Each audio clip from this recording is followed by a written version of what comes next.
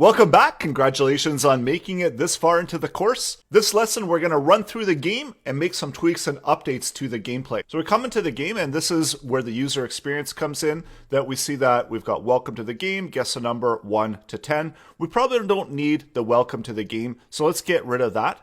Try the game out and play through the game.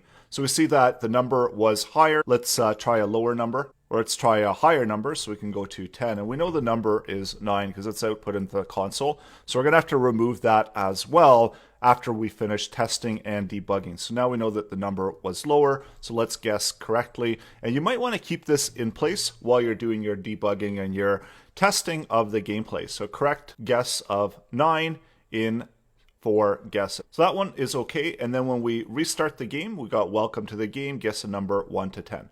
So let's get rid of that welcome message. And we also notice that the button moves from over here to down here because we're applying the display style of block, which is moving the button. So we need to take care of that and handle that as well within the styling. So let's just make a few updates and add the button element. So we're going to do a display block. So it's more consistent with what's happening within the gameplay. And of course, you're probably going to want to apply your own styling to apply the feel that you want for the game. And this is also the point where you want to make any of the updates that you want within the game as well. And then message, let's add a margin around that. So there's additional spacing around the message. And we can also make the button bigger as well. I usually like to set a min width. So now we've got a guess, we've got the button content. Also update the button font size, so that's a bit bigger. And then font family can also be updated. Instead of height, maybe we could do padding around the button and border radius. So it looks like we've got all of the functionality. There's a few other things that we can update,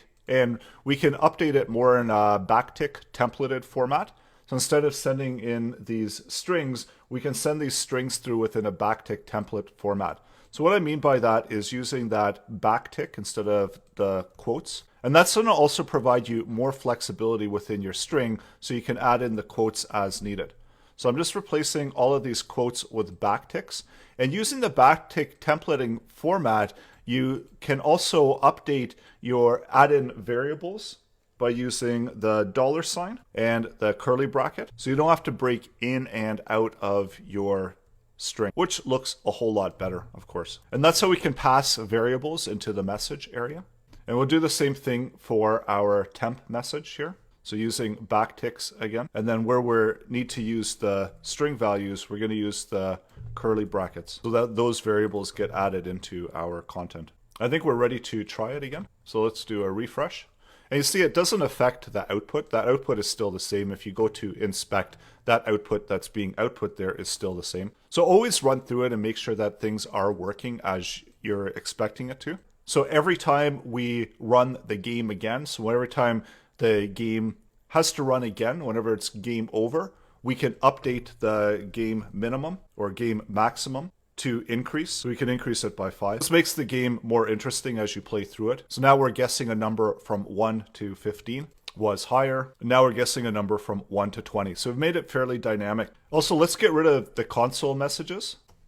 And sometimes there are several game playthroughs that you need to do in order to make sure that you've addressed all of the functionality. And once you're happy, you're ready to launch the game, finish off all of the gameplay. So do a quick refresh there. So now it's up to you. Take the source code, try it out for yourself, make sure the game is functioning as needed, and coming up next, we'll do a quick code review and overview.